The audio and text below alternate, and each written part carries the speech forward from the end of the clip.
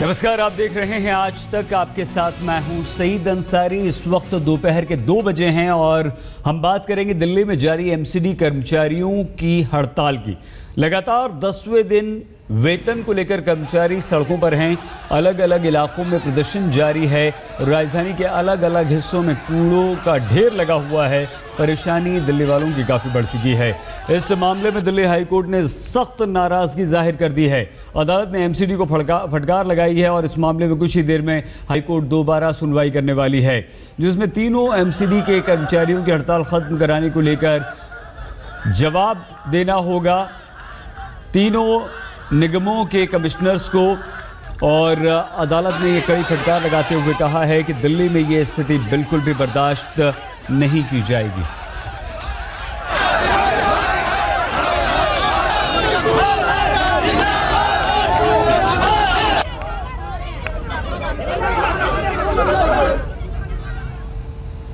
और इस वक्त एक बड़ी खबर एमसीडी हड़ताल को लेकर आ रही है। एमसीडी हड़ताल को दिल्ली के उपराज्यपाल नजीब जंग ने तीनों मेयर्स की बैठक बुलाई है। बैठक में कर्मचारी यूनियन के प्रतिनिधि भी शामिल हो रहे हैं।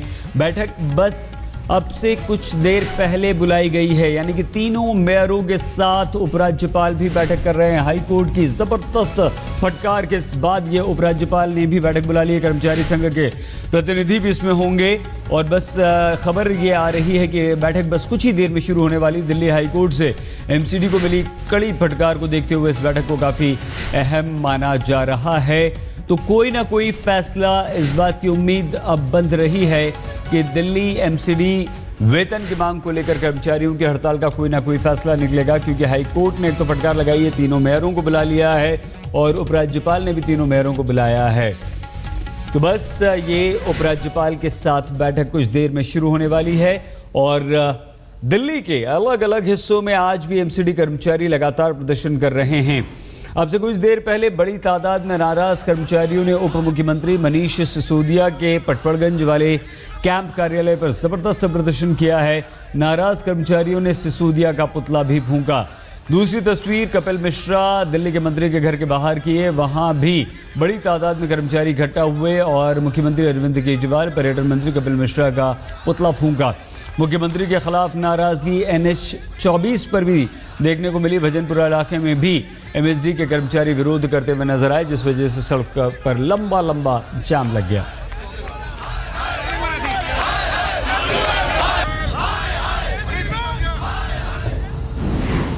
पूर्वी दिल्ली एमसीडी के दफ्तर के बाहर भी आज कर्मचारियों का गुस्सा फूटा। बड़ी तादाद में डॉक्टर, शिक्षक, सफाई कर्मियों ने प्रदर्शन किया। इसका जायजा लिया है हमारी संवाददाता प्रमिला दीक्षित ने।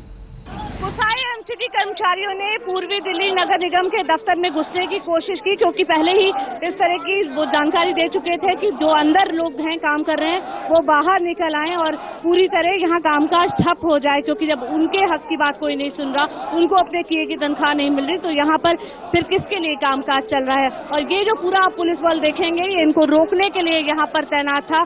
कोशिश की गई और बाहर निकालने की जो अंदर लोग हैं उनको बोला गया कि आप बाहर निकलिए। एमसीडी कर्मचारियों ने ऐसा कहा, लेकिन जब इन्होंने अंदर जाने की कोशिश की तो पुलिस ने रोक दिया और फिर से एक बार बाहर हंगामे की विरोध प्रदर्शन की ये तस्वीरें हैं, जहां पर सफाई कर्मचारी हैं, जहां पर स्वास्थ्य विभाग से ताल्लुक रखने वाले एमसीडी कर्मचारी हैं, शिक्षा विभाग से टीचर्स हैं। ये तमाम लोग हर विभाग से एमसीडी के दफ्तर में धरना दिए हुए हैं। नाराजगी अपनी तनख्वाह को लेकर है।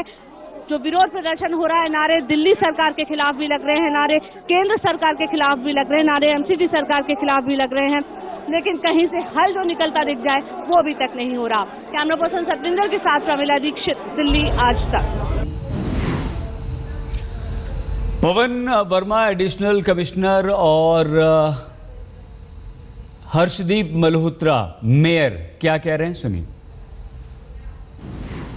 वास्तविकता एरियर कितना है, चौथा वित्त आयोग क्यों लागू होना चाहिए जल्दी, इस समय राजनीति का कोई मतलब नहीं है। हम चाहते हैं कि कर्मचारी भाई अपनी काम रोको स्ट्राइक को तुरंत कॉल ऑफ करें और अपने काम पर जाएं, क्योंकि उनकी सैलरी आज उनके अकाउंट में आ जाएगी।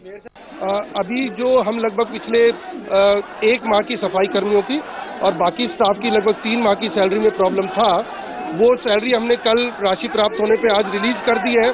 और हम अपने कर्मचारियों से वार्ता जारी रखेंगे और उम्मीद है सभी काम पर लौट आएंगे। कह रहे हैं जब तक पिछले ड्यूज नहीं मिलेंगे, एरियर्स, बोनस, डीए, ये जब मसले हल नहीं होंगे तब तक वो काम नहीं। ये उनकी मांगे हैं, पर मुझे लगता है कि वार्ता से कोई सॉल्यूशन निकलना चाहिए और हम रिज्यूम अपने नॉर्मल काम को कर पाएंगे।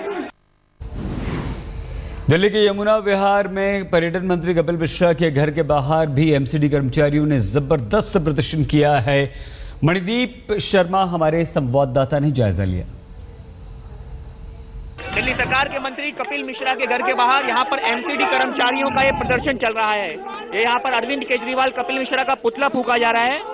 आप ये बताइए कि ये जो प्रदर्शन हो रहा है, क्या ये मोटिव है, कैसे गुस्सा निकाल रहे हैं? ये कपिल मिश्रा जी जो हमारे यहाँ पे हमारे कर्मचारियों के साथ जो आज अत्याचार कर रहे हैं, अपने कर्मचारियों से जो काम करा रहे हैं और अपने आम आदमी पार्टी के लोगों से काम करा रहे हैं। आज हमारा प्रदर्शन ये है, कपिल मिश्रा जी तुम हमारे पेट पे लात मार रहे हो और हमारे गरीब भाइयों के, बहन भाइयों के, मजदूरों के पेटों पे लात मार रहे हो। तुम्हें ऐसा नहीं करना चाहिए और हमारा साथ देना चाहिए। हमने तुम्हें विधायक बनाया। कह रहे हैं कि उन लोगों ने तनख्वाह दे दी है, पैसा दे दिया है सरकार ने। हमें नहीं दी, 20-20 साल और बच्चों को हमें एयरल बोनस सब खा गया हमारा। ना तो हमारी पूरी तनख्वाह आई है, ना कोई हमारी मांग डिमांड जा रहा है। एमसीडी में बीजेपी और आम आदमी पार्टी लगातार अपील कर रही है कि पब्लिक को परेशानी हो रही है, आप लोग हड़ताल वापस ले लीजिए। क्या देखिए, पब्लिक के साथ हमारी पूरी सिंपैथी है, लेकिन ये हमारे हक अधिकार की लड़ाई है, हमारे बच्चों की लड़ाई है। जब तक हमें हमारे अधिकार नहीं मिलेंगे हम इसी तरह से प्रोटेस्ट करते रहेंगे। कहा जा रहा है कि फंड जो है सरकार ने रिलीज कर दिया है। देखिए, वो जो 500 करोड़ का जो उन्होंने फंड रिलीज किया है, हम उससे संतुष्ट नहीं है। हमारी लायबिलिटी 1800 करोड़ रुपए की है और वो केवल ऐसे है 500 करोड़ रुपया जैसे ऊंट के मुंह में जीरा। और आइए अब हम आपको दिखाते हैं दिल्ली हाईकोर्ट ने आज कैसे एमसीडी को कड़ी फटकार लगाई है और ये कहा है कि तुरंत फैसला किया जाना चाहिए। हड़ताल पर आप अब तक क्यों सोते रहे हैं? आपको पता है कि ये कितना गंभीर मामला है, आप इस पर पूरी तरह से सक्रिय क्यों नहीं हैं? आपने अब तक कर्मचारियों से क्यों नहीं बात की कि जनवरी तक की सैलरी मिलने के बाद भी वो अब तक क्यों हड़ताल पर हैं? उनकी दिक्कतें क्या हैं? हमें पूरा जवाब चाहिए। आप कर्मचारियों से बात करके आइए कि वो हड़ताल कब ख़त्म कर रहे हैं और हमें बताइए। हम दोबारा 2:15 बजे सुनवाई करेंगे, यानी कि सुनवाई अब फिर से होने वाली है। एमसीडी को एक कड़ी फटकार हाईकोर्ट की तरफ से लगाई गई है।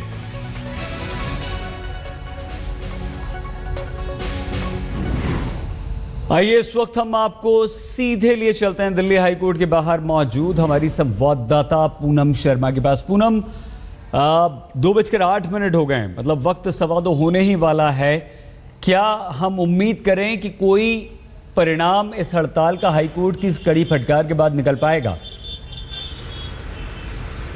देखिए, जिस तरह से एमसीडी को फटकार लगाई है कोर्ट ने और कहा है कि इस मामले में गंभीरता से चीजें आगे बढ़नी चाहिए और शहर को इस तरह से लगातार कूड़े के ढेर में तब्दील होते हुए कोर्ट नहीं देख सकता, इस तरह की इजाजत एमसीडी को नहीं दी जा सकती।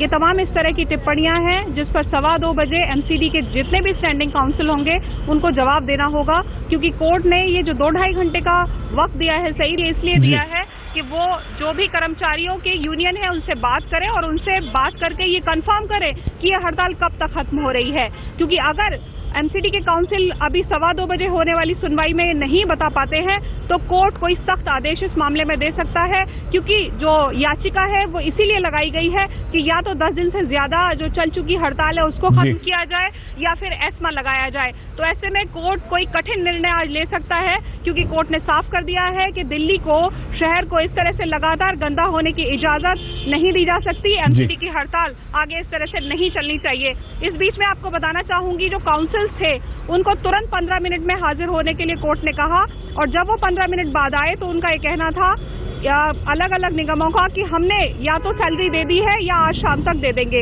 इसीलिए दिल्ली सरकार ने उन्हें 2:15 बजे तक का वक्त दिया है कि वो ये इंश्योर करें कि ये हड़ताल आज या कल में खत्म हो जाएगी।